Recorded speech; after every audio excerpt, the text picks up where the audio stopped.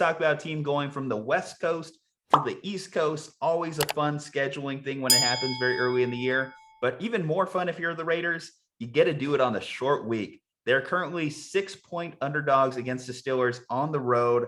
These type of games have never favored the Raiders, and certainly, like I mentioned, on fewer days to prepare. A couple main things from their game coming off with the Ravens. So obviously, fantastic game. One of the best Monday Night Football games I have seen, on par with that Browns-Ravens game that we got last year. They lost one of their offensive linemen, though, in the game, out for the year. Gerald McCoy out for the year. And I think Marcus Mariota's gone too. I know they just used him like one time, but I think he's out for a while. Yeah, and Ngakoue, apparently he can possibly miss, which would be a shame because one of the best things that the Raiders did in that game was their pass rush. And Ngakoue, Crosby, Nassib, they were all getting to Lamar Jackson. And against a less mobile quarterback in Big Ben, you would like to have your pass rush at full strength. And if Ngakoue misses that, that's a huge hit to their defense right there. Already, like I mentioned, losing Gerald McCoy, you lose that pressure up the middle. Steelers, starting off 1-0, was one of the surprises of the weekend as well. Obviously, not a lot of people were picking them to beat the Buffalo Bills. Everyone is thinking Josh Allen, Buffalo, they're just going to roll into town and kick their ass. Not so much. Pittsburgh Steelers defense came out to play. They looked strong. It wasn't the best game offensively for them.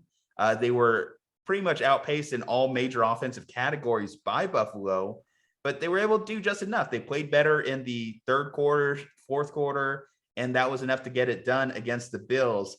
Raiders, Steelers. Kyle, what's your pick? My pick for the game is going to be the obvious one, unfortunately. I do have Pittsburgh winning this week against the Raiders. How good was Pittsburgh's defense last week? I mean, good Lord, that was a performance to reestablish that the Steelers are pretty good. Like I had said in the preseason, the Steelers are going to be better than people think they're going to be, even if the Browns and Ravens also look very strong so far. That Raiders game, I mean, we can talk a little bit about Monday Night Football. That Raiders game was like every single thing that happened felt like it was just more and more ridiculous as it was going along. I don't think anyone walked away from that saying the Raiders are a legit great team now. I don't think anyone was saying that. I think everyone said this is a weird fluky win for the Raiders. They'll probably lose this game to the Steelers. Whether they cover the spread, that's a question. I would take Pittsburgh with the points in this one. My bit of analysis that I will go out on a limb on as saying is that this will be the breakout moment for Najee Harris. Najee Harris is going to have a huge fantasy football day. Buy him on your DFS teams. Hopefully start him if you have him on your fantasy teams. He got taken one pick before me in our league, and I was so sad about that. Like you mentioned, Gerald McCoy and Yannick Ngakoue are questionable. I know McCoy's out, but Ngakoue might not play. Cleveland Ferrell and Max Crosby have been really inconsistent across the years, and I don't know if that's going to change or not. I know Ferrell didn't have the greatest game against the Baltimore Ravens, but obviously Crosby and Ngakoue and Nassib were great pass rushing for the Raiders. So I think this is a moment where Najee Harris breaks a big play somewhere in here, has, 25 touches and has a big game for the Steelers. So there's no surprises here. This is going to be a Pittsburgh win. But it's a really interesting game just because both these teams are surprising 1-0 teams that now happen to play each other in week 2.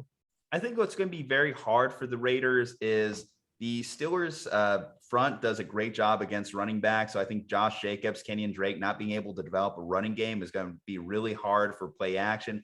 I think that they have better guys to cover Darren Waller and make it hard to have Derek Carr have his security blanket. Obviously, that monster on the other side, TJ Watt, he was a problem for Buffalo last week, 2 sacks on them.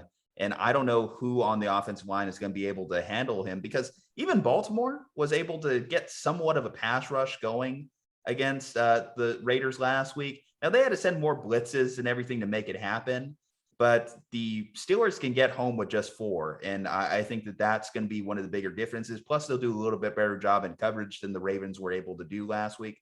A lot of broken coverages, a lot of, like you mentioned, fluky stuff.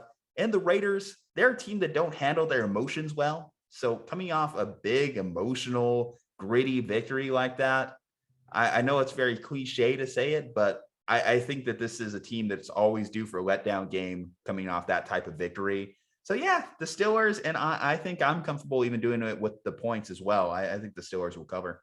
I Okay, will let's say though, the yeah. last time that the Raiders played the Steelers was during their tanking season in 2018, where they won a meaningless game at home against Pittsburgh to get to 3-10. The Raiders are the kings of these random, like wacky upsets against great teams. They did it to the Chiefs last year. So that win, actually, in hindsight, we now know that prevented them from drafting Nick Bosa with the number 2 pick in the draft. So this is a difficult situation for the Raiders. They're not tanking anymore, but they're also not as good as we think they are. But they upset the Steelers the last time they played when they were double-digit underdogs. So maybe they've got something in the books here this week.